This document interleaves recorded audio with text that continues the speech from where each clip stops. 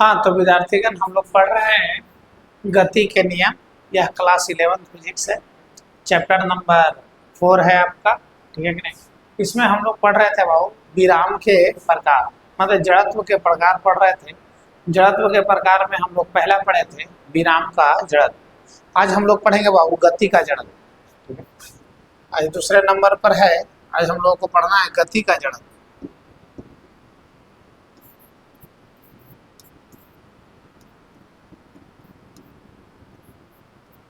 गति का जड़त्व।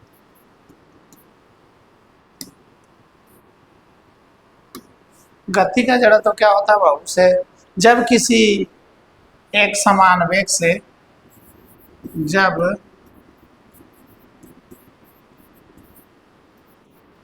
किसी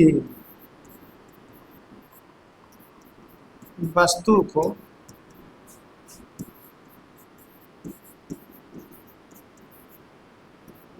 एक समान वेग से, जब किसी वस्तु को एक समान वेग से गतिशील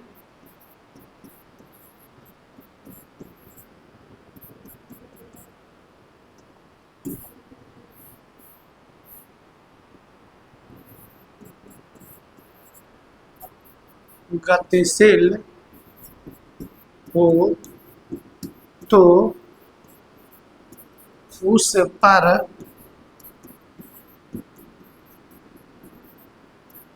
बाह्य बल, जब किसी वस्तु को एक समान वेग से गतिशील हो तो उस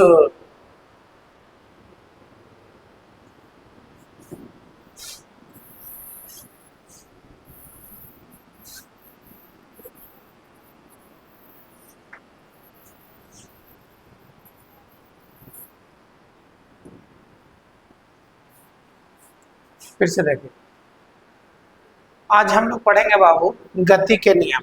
गति के नियम में हम लोग पढ़ रहे थे सबसे पहले जड़त्व के प्रकार। जड़त्व के प्रकार में पहला प्रकार आया था विराम का जड़त्व और दूसरा प्रकार है गति का जड़त्व। आज हम लोग लिखेंगे बाबू गति का जड़त्व। नंबर 2 में है आज हम लोग को पढ़ना गति का जड़त्व। गति का जड़त्व। गति का जड़त्व कहता है कि जब किसी एक समान वेग से गतिशील वस्तु पर जब किसी एक समान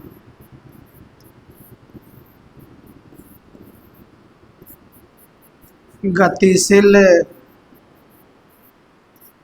वस्तु पर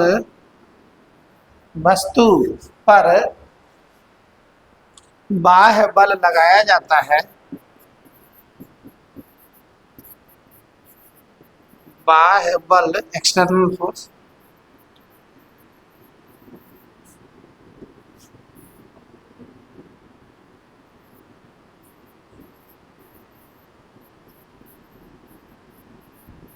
बाह्य बल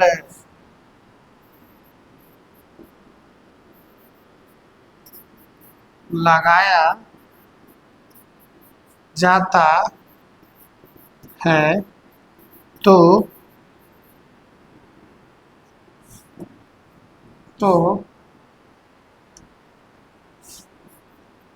वस्तु इस बल का विरोध करता है।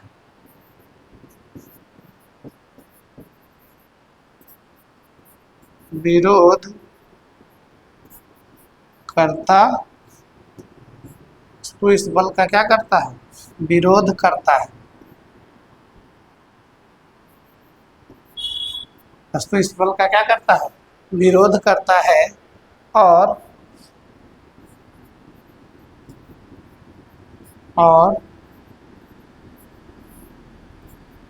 अपनी अवस्था को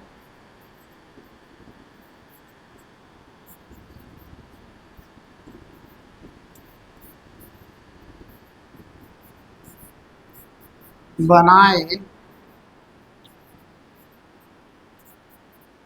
रखना चाहता है।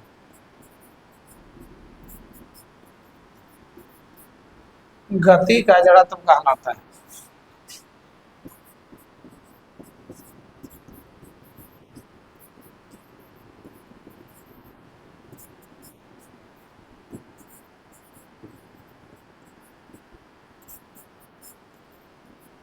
गति का जड़त्व कहलाता है।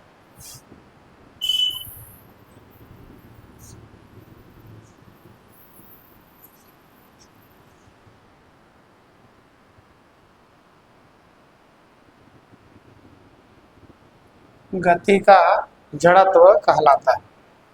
अब बात यह है सर कि गति का जड़त्व होता क्या है। तो गति के जड़त्व में कहता है कि जब किसी एक समान गतिशील वस्तु पर बाह्य बल माने एक्सटर्नल फोर्स लगाया जाता है तो वस्तु इस बल का विरोध करता है और अपनी अवस्था को बनाए रखना चाहता है।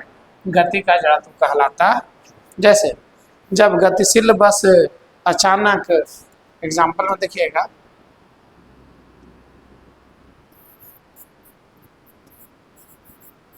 कि जब किसी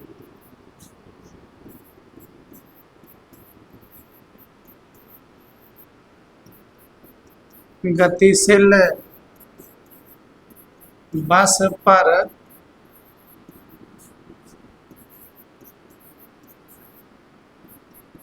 अचानक ब्रेक लगाया जाता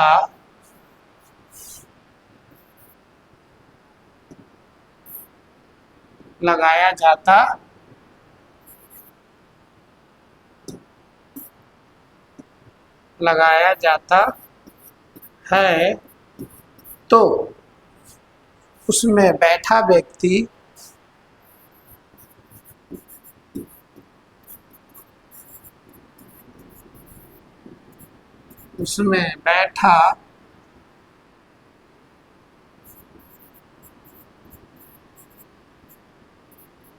उसमें बैठा व्यक्ति आगे की ओर झुक जाता है।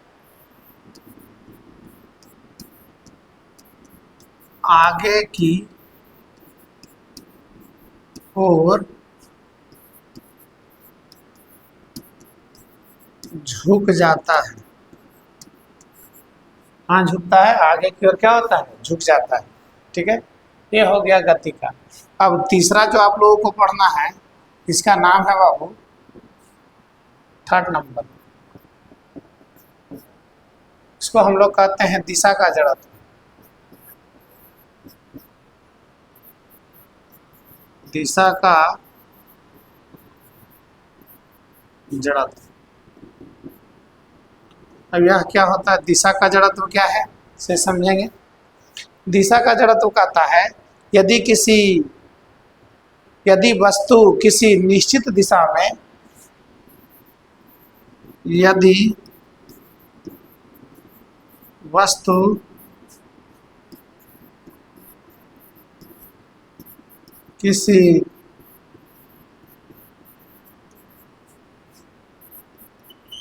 निश्चित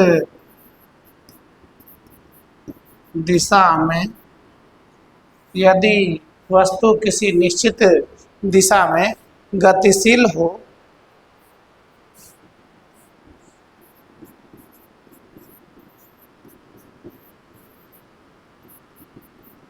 गतिशील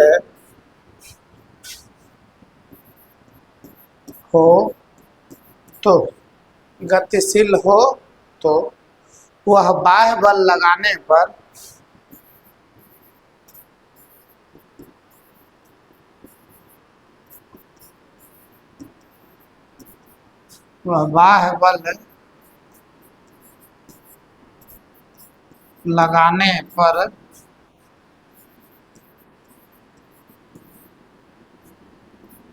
अपनी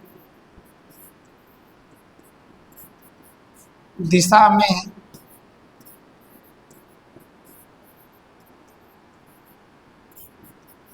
परिवर्तन का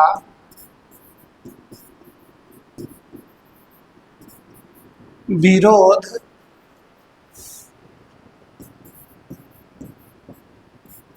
करता है, दिशा का जड़त्व कहलाता है।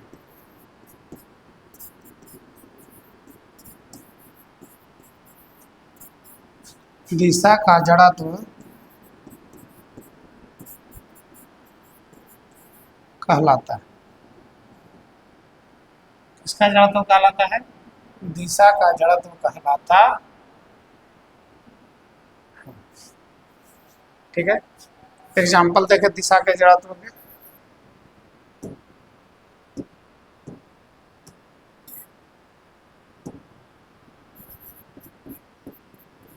दिशा के जड़त्व के एग्जाम्पल देखिए। जब एक बस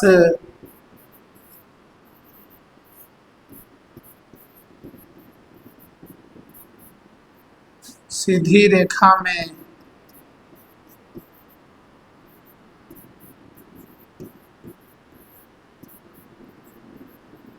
गमन करती है तो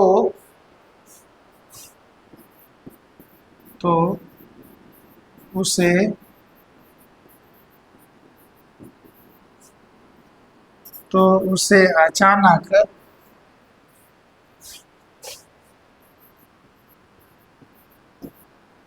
मुड़ने पर अपनी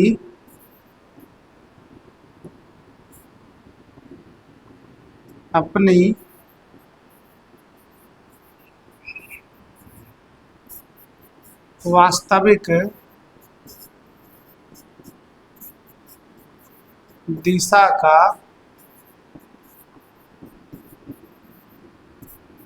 विरोध करती है। जिस दिशा में वह जा रहा होता है उस दिशा का क्या करेगा? विरोध करेगा। जैसे सीधा जा रहा है, अचानक आपको मोड़ना है तो ऑटोमेटिक गाड़ी को बल लगाना पड़ेगा। तो बल इसलिए लगाना पड़ रहा है क्योंकि वह सीधा ही जाना पसंद करता है, तो आपको उसको टर्न करना है। इसलिए इसी को कहते हैं हम लोग दिशा का जड़त्व। तो जड़त्व हो गया तीन प्रकार के। एक हो गया विराम का जड़त्व, जो कि पहले हम लोग पढ़ चुके थे। दूसरा है बाबू गति का जड़त्व। आज तीसरा पढ़ लिए हम लोग क्या? दिशा का जड़त्व। इतना लिखो फिर बता रहे।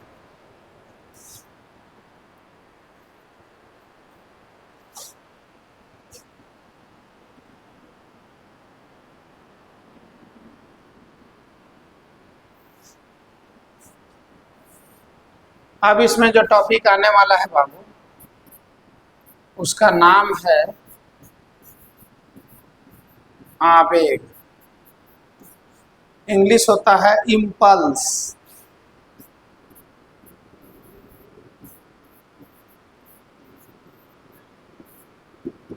इम्पल्स, आवेग।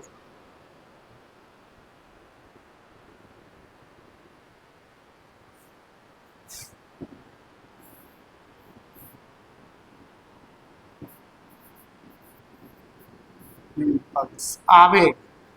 ठीक है, अब देखिए क्या होता है, इससे समझिएगा इम्पल्स क्या है। तो इम्पल्स क्या था बाबू? जब किसी बड़ी परिमाण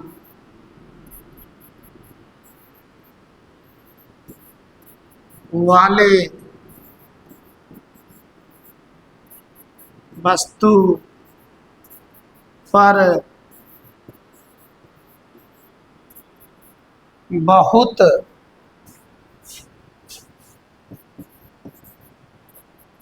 कम समय के लिए जब किसी बड़ी परिमाण वाले वस्तु पर बहुत कम समय के लिए बल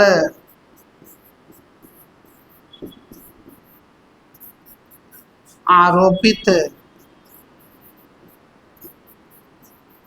किया जाए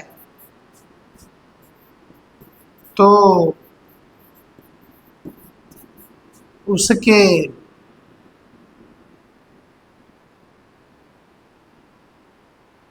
तो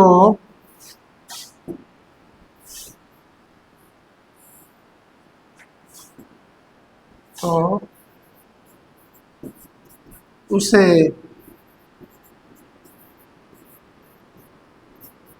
आवेग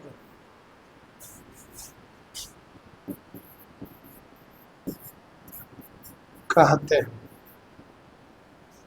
जब किसी बड़ी परिमाण वाले वस्तु पर बहुत कम समय के लिए बल आरोपित किया जाए तो उसे क्या कहते हैं? आवेग कहते हैं। आवेग को बाबू हम लोग आई से सूचित करते हैं।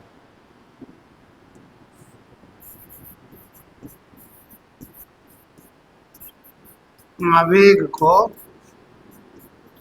आई से सूचित करते हैं। ठीक है, अब देखिए कैसे यह व्यवहार करता है, इसका हम लोग आईटी ग्राफ बनाते हैं।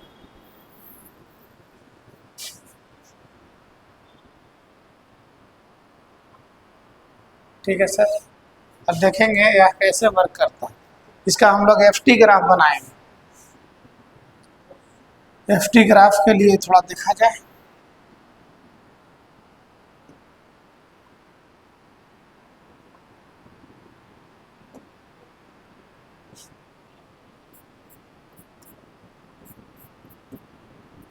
एफटी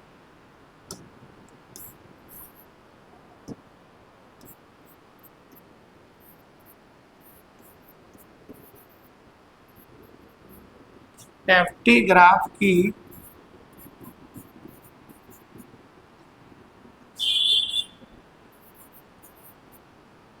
एफटी ग्राफ की सहायता से आवेग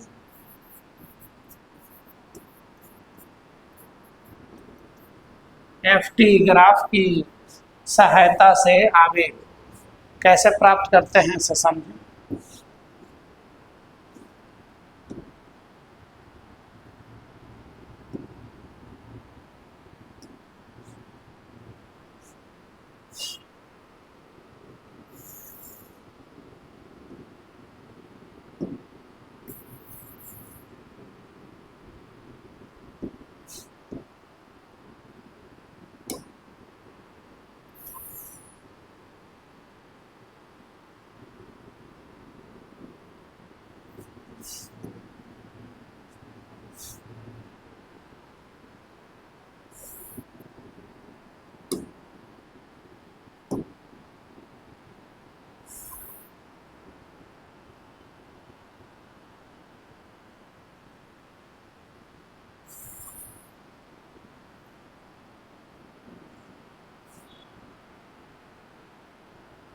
इस समय इधर रहेगा बाबू आपका बल F, और इस साइड रहेगा आपका एक्स एक्सिस में रहेगा क्या? समय। ठीक है, यह ग्राफ जो चलता है बाबू कुछ इस तरीके का चलता है। यह बिंदु जो होगा यह महत्तम बिंदु होगा। यह बल का कौन सा बिंदु होगा? महत्तम, मैक्सिमम पॉइंट होगा यहाँ। ठीक है ना, यह जो होगा एफ मैक्स होगा, महत्तम बिंदु होगा एफ का।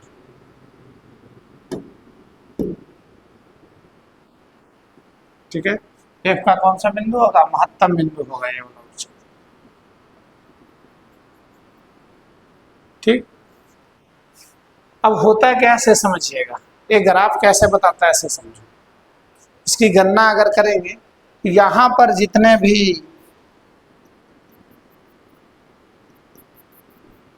इसको बोलते हैं परिबद्ध क्षेत्र। इस क्षेत्र का नाम है परिबद्ध क्षेत्र।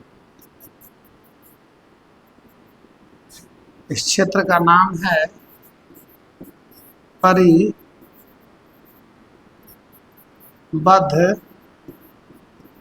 क्षेत्र। और जो बल लेना होगा हमको वह एफ माध्य लेना होगा। एफ माध्य को ही बोलते हैं बाबू एफ मीन। ठीक है, एफ माध्य लेना होगा। अब होता क्या है कि अगर हमें आवेग प्राप्त करना है तो आवेग क्या कहता है कि जो परिबद्ध क्षेत्र होता है और उसमें समय से गुणा कर देंगे तो हमको आवेग देता है।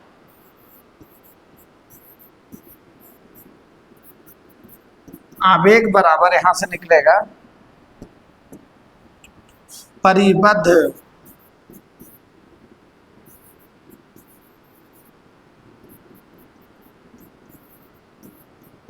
क्षेत्र का क्षेत्रफल और गुना होता है समय।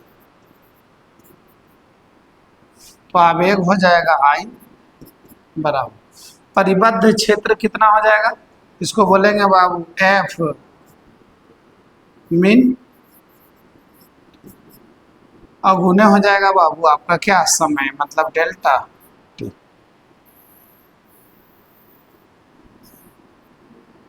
तो आवेग बराबर आ जाएगा एफ मीन गुने होता है डेल्टा टी समय में परिवर्तन।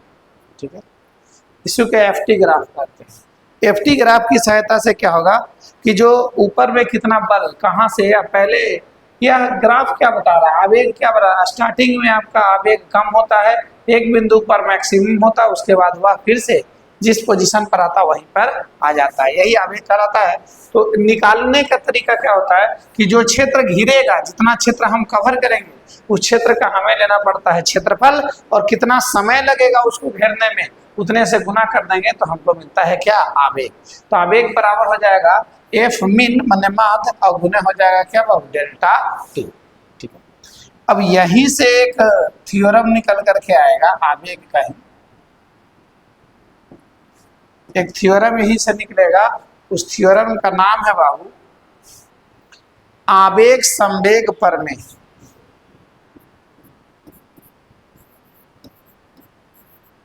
आवेग संवेग प्रमेय। आवेग संवेग प्रमेय। आवेग का मतलब होता है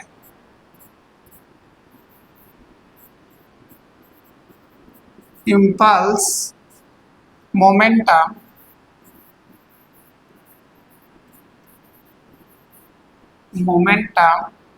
थ्योरम।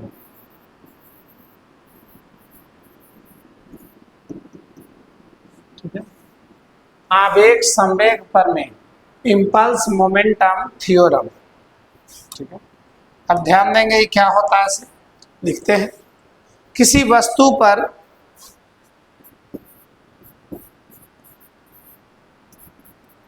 किसी वस्तु पर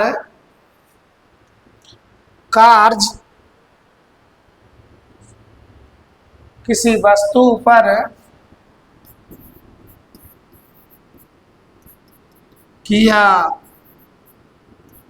गया किसी वस्तु पर किया गया कार्य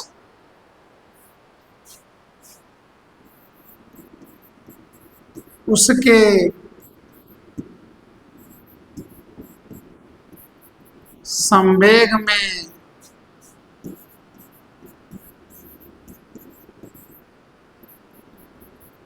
परिवर्तन के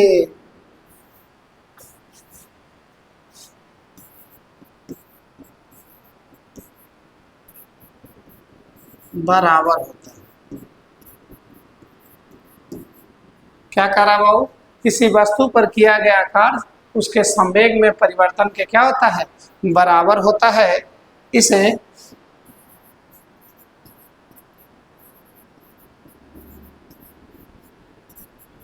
आवेग संवेग प्रमेय कहते हैं। इसे आवेग संवेग प्रमेय कहते।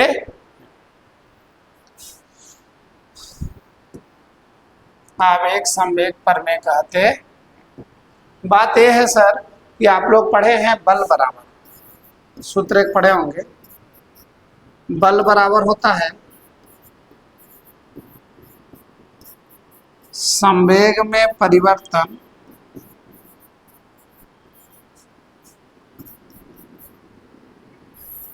और बटा पड़ा है समय में परिवर्तन।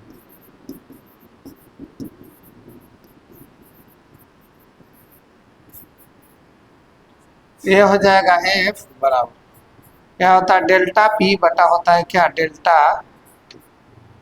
इसको यहाँ पर अगर आप मल्टीप्लाई कराते हैं क्रॉस मल्टीप्लाई तो यहाँ हो जाएगा F इंटू हो जाएगा डेल्टा T बराबर हो जाएगा क्या डेल्टा। अभी तो बताए थे। और F इंटू डेल्टा T को क्या बोलते हैं I, तो आप बोल सकते हैं कि F इंटू डेल्टा T बराबर हो जाएगा I और बराबर हो जाएगा डेल्टा P के।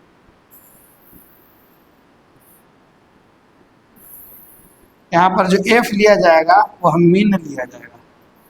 F क्या लिया जाएगा मीन। इसी को कहते हैं संवेग में परिवर्तन। अगर अलग अलग टाइम दिया हुआ है, टाइम टेबल एक नहीं है, वेरिएशन टाइम दिया हुआ है, तो उसके लिए भी सूत्र बन जाएगा। देखिए अगर अलग अलग टाइम है उसके अकॉर्डिंग क्या बनता है समझिए कि अगर टाइम अलग अलग है तो क्या बनेगा सर। देखिए आवेग बराबर आवेग मतलब I बराबर आवेग जो निकालेंगे वह डेल्टा P के इक्वल होगा, इसके डेल्टा P के। और यही डेल्टा P जो होगा बाबू वह इंटीग्रेशन ऑफ एफ टी के बराबर है। F इंटू डी टी कहाँ से कहाँ तक चलेगा। यह चलता है बाबू T1 से कहाँ तक T2 तक चलेगा। T1 से T2 तक। ये भी आवेग का फॉर्मूला है।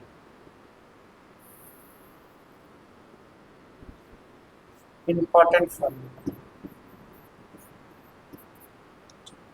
कैसे बनता है इस पर क्वेश्चन देखो। मैं आपको क्वेश्चन कराता हूँ इस पर क्वेश्चन कैसे बनते हैं।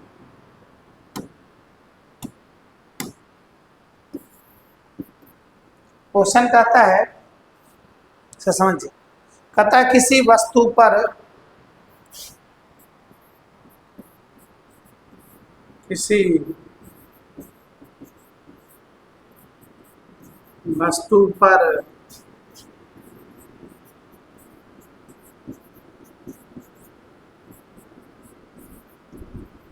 आरोपित बल F बराबर 2T + 1 न्यूटन हो तो T1 बराबर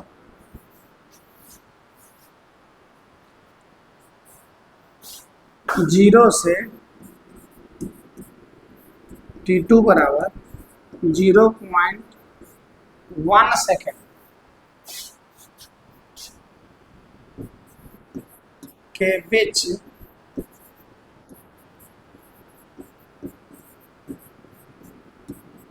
आवेग ज्ञात करें। आवेग ज्ञात करें सिंपल तरीका है, बहुत आसान सॉल्यूशन है। ध्यान देंगे कैसे कह रहा है आवेग निकालना है तो इंटीग्रेशन। बल आपको दे दिया है तो यहाँ होता है F dt ठीक है। यह होता है कहाँ से T1 से T2 तक। T1 दिया हुआ है 0, T2 दिया हुआ है 0.1, F दिया हुआ है 2T और प्लस दिया हुआ है 1 और यहाँ हो जाएगा।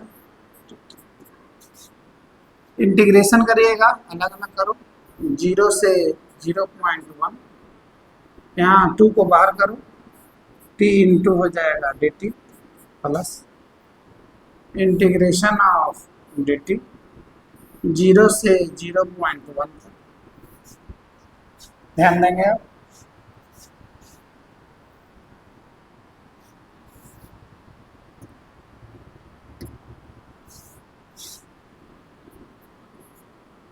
यहाँ टू है तो टू लेंगे, इसका इंटीग्रेशन करिए तो कुछ पावर 1 है तो यहाँ आ जाएगा टी के पावर 2/2।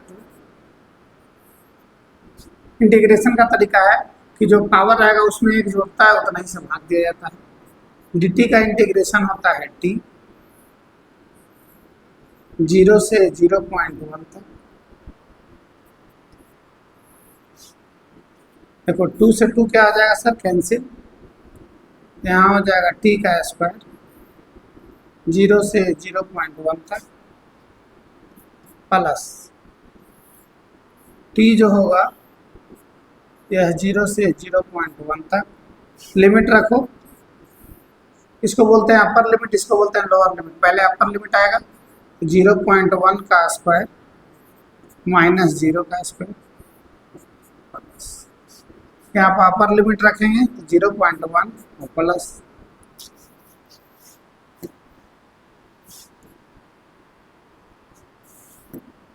यहाँ आ जाएगा माइनस, क्या आ जाएगा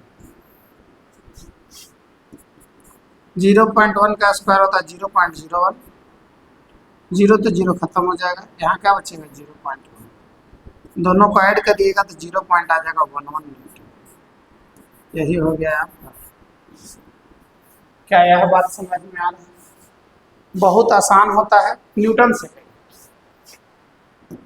इसका मात्रक होता है न्यूटन सेकेंड। न्यूटन ऊपर में एक जगह पर लिख लीजिएगा, नहीं है तो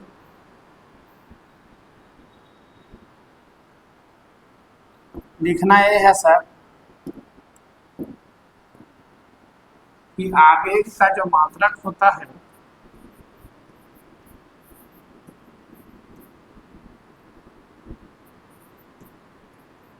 आवेग का मात्रक, आपको पता है I बराबर होता है F मात्र और गुने होता है डेल्टा। यहाँ हो जाएगा I, F का लिए होता है न्यूटन और समय के लिए होता है सेकंड, इसलिए I का मात्रक बन गया क्या, न्यूटन सेकंड। ठीक है,